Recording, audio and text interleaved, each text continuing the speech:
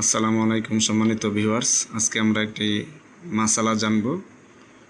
সেটা হচ্ছে ঘরে কোনো প্রাণী বা মূর্তির ছবি থাকলে তাহলে সেক্ষেত্রে আমাদের করণীয় কী এবং আমরা নামাজ কীভাবে পড়ব সে বিষয়ে।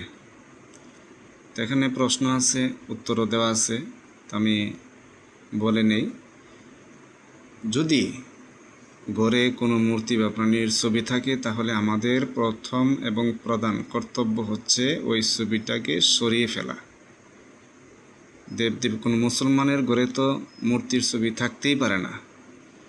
তো যাই হোক, সাধারণত এমনিতে ছবি থাকে অনেক প্রাণীর, যেমন মানুষের ছবি থাকে, টাকার মধ্যে অনেক সময় তো ছবি আছে। তো টাকাটা কিন্তু খোলা থাকে না, সাধারণত পকেটে থাকে বা মানি ব্যাগে থাকে।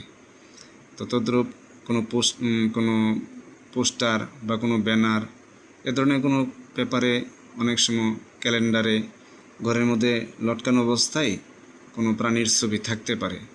সেক্ষেত্রে আমরা প্রথম চেষ্টা করব যে আমরা ঘরে প্রাণীর ছবি রাখবো না।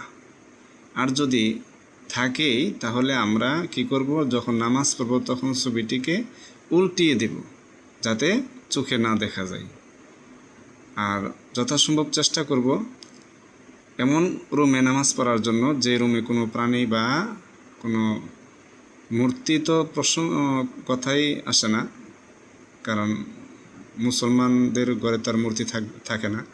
তো প্রাণীর ছবি সাধারণত যেন আমরা না রাখি, এটা হচ্ছে আমাদের প্রধান কাজ। আর যদি থাকে তাহলে আমরা নামাজ পড়ার সময় সেই ছবিটাকে উল্টিয়ে নিব যাতে চোখে দেখা না যায়। তো ঠিক আছে, ধন্যবাদ সবাইকে। আল্লাহ পাক আমাদের সবাইকে আমল করার তৌফিক দান করুক, আমিন।